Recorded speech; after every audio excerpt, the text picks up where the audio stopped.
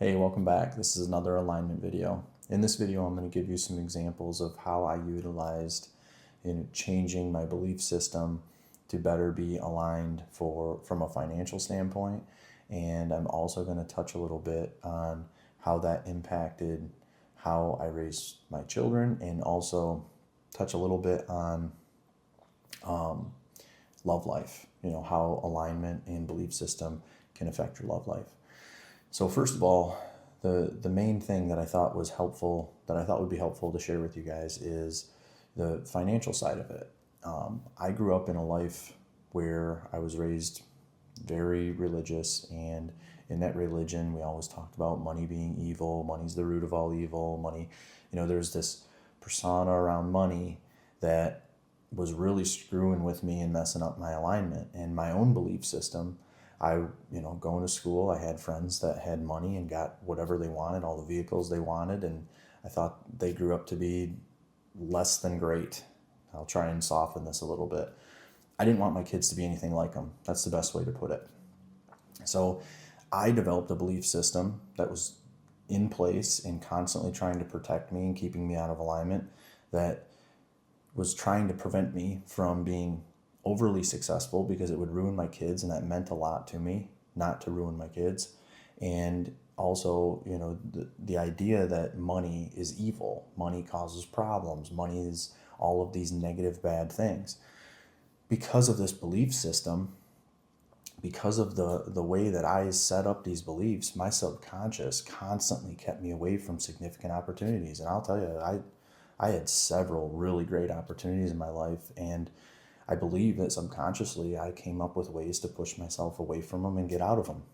And I think it was because of this belief system. So one of the things I did, and this is where I talk about alignment and your belief system is malleable, you can change your belief system.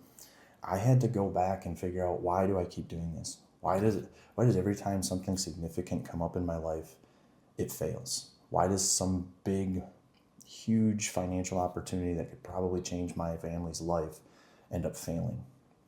And I really looked back hard. And the first thing I looked at was that money is the root of all evil. And I heard another speaker talk about this, and it really hit home. And I think this is a much more accurate depiction of what money is from an evil or good standpoint. Money is not evil. It's not good. It's not anything. It's neutral. It's a magnifying glass. Whatever you are, money's going to magnify it.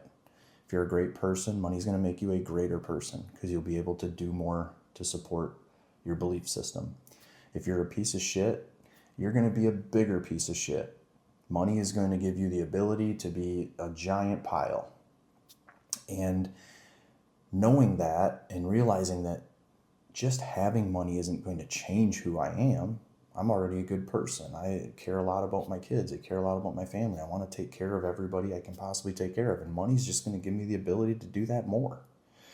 So that was the first thing that I altered. And the way that I frame that now is, money isn't the root of all evil. The absence of money creates evil. Every time money escaped my life situation, something bad happened. Something wrong came up. So there was stresses that came into play that the people around me, including myself, couldn't handle. And we all treated each other poorly. We all did things wrong, trying to fix it. And the truth of it was the absence of money created those problems. If money would have been present, we wouldn't have seen those problems. And the fact that we were a good family and good people, more money would have given us more opportunity to do better things.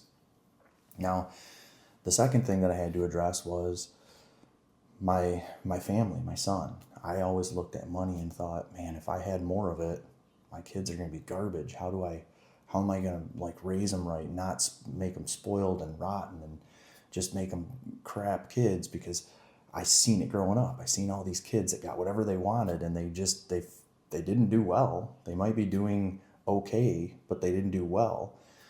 And what I started to realize is that had nothing to do with the kid per se. It was the parent and the style and the things that they chose to do with them. Because if you look hard enough, I was only looking at the bad examples. There's great examples. There's families out there with a lot of money, with wonderful kids that grow up to be super successful and have wonderful families too. And that's because the money amplified what they were given. When you're surrounded by bad things, money's going to amplify the bad things. When you're surrounded by good things, money's going to amplify the good things. It's going to make you a better person if you're already a good person. And starting to reframe that and choosing to focus on that was huge. It was huge for me. It completely changed it. It made me not so like edgy around the opportunity of abundance. And I see this all the time. I see it in common settings. I'll be talking with a group of people and somebody will decide to start talking about a neighbor or somebody they know that does have a lot of money, and they refer to him as hoity-toids or stuck up, or they got all these different terms for them. And truthfully, it usually pertains to jealousy. They're jealous of something they have, and they're not choosing to look at, maybe what are the good things that those people do. And maybe there isn't, because there's bad people out there with money. But they're choosing to focus on these bad ones and then lump it in that everybody with money must be garbage. That's not true. There's really great people out there with a lot of money, and they do a lot of great things for this world, and they help a lot of people. And it's proof that money's not the determining factor. It's you. It's your inner being. It's your soul. It's who you are. Money will give you an opportunity for you to give more of you to the world. That's it. So when you can reframe it that way and you put some peace to it, and the good and the bad. So the absence of money is what causes evil in my life. The presence of more money gives me an opportunity to do more for more people, to help more people.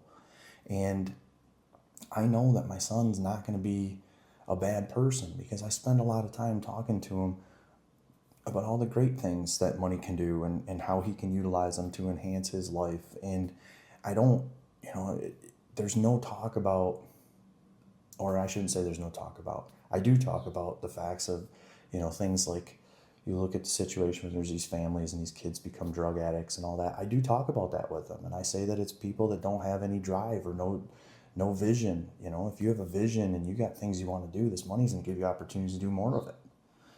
If your life goal is to just grow up and party, then this is probably going to destroy you. But I can't control that. All I can do is give him the opportunity, give him the guidance, and hope he does the right thing with it. And so far, he's been outstanding.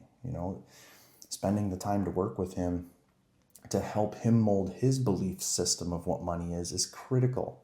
I talk about this all the time. We are building the belief system for our children. Our parents built it for us. We have to go back, rip that shit down, and reconstruct it the way we want it. Knowing this, you can take the time to help your kids build their belief system in a healthy way. It's okay to talk to them about all the crazy shit in life and help them understand that that's not a good place to be, and steer them in the direction that you think is best, but do it through facts and information that helps them build a real, legitimate, fact-based belief system. So that's how that applies in those two areas as far as financial, and then how that is applicable to raising your kids. The next thing I mentioned was in your love life. In our love life, we do things. We intentionally live a certain way that we think society has taught us to live. We think we got to do all these different things, whether it's, running around or whatever. But what happens is you build up all of these negative thoughts about yourself and what you deserve and what you should and shouldn't have. And next thing you know, you're not even willing to give somebody great a chance because you don't believe you're worthy of those people. And this is where it's critical to be in alignment with these things, because it's not that you can go be that person. You can't run out and still be promiscuous and run around and then say, no, but I'm still worthy of these people. You're not. It's accurate. But this is where alignment matters. When you align with the type of person that you want, not the person you think you deserve, that's where we get screwed up. You already run out and do all these bad things that make you believe and solidify in your mind that you don't deserve a good person. So that does a couple of things. Number one, when you're with somebody that maybe is good, you're only finding the bad in them because you have to convince yourself that they're not good because you don't deserve good. So you turn them into evil. You turn them into something they're not. Even though maybe you did get somebody good and you're not correlating it. But the other part of that is maybe you haven't picked somebody yet. Maybe you're in this state of mind where you're like, oh man, I made all these bad decisions. I did all these things. I have to find somebody else who made all those same bad decisions, who's done all those bad things. That's not necessarily the case if you can truly reframe who you are and change in your heart and soul what you're going to bring to that relationship. If you recreate your belief system around that based on your own actions, now you're going to feel more worthy to be with those people, and you're going to attract them into your life, and you may end up with somebody that's way different than what you maybe are currently with or maybe are currently looking for. And you're not going to feel like you don't deserve it because you've done all the right things. And this is a good explanation for somebody to hear, just to know that, what you're doing to yourself inside emotionally when you're out there running around and doing all these fun things, you're really creating a belief system for yourself that you're assessing value of your own self too. Like, you don't feel valuable. There's no way that when you're done doing all that and all the harms come, you've made this person upset, you've made that person upset, that you can feel like you deserve somebody great. And so, your actions are building your belief system. Your belief system was put in place when you were younger. There's all these different things that are weighing on your belief system that'll pull you out of alignment. And when you're acting in a way that, might be fun right now, but every time you go home and you think about it, you're like, man, I shouldn't have did that. That means you're out of alignment. You shouldn't be doing that. Or you need to figure out a way that whatever it is you're doing makes more sense when you think about it. I can't find a good way to look at running around. Maybe there is one. Maybe there's a scenario where that looks good and you can give yourself a pat on the back for it. I personally can't come up with one. But the example that I'm getting at, or the point that I'm getting at here, is you're building your belief system. Your belief system can be altered. And when you're in alignment with your belief system, everything in your life changes.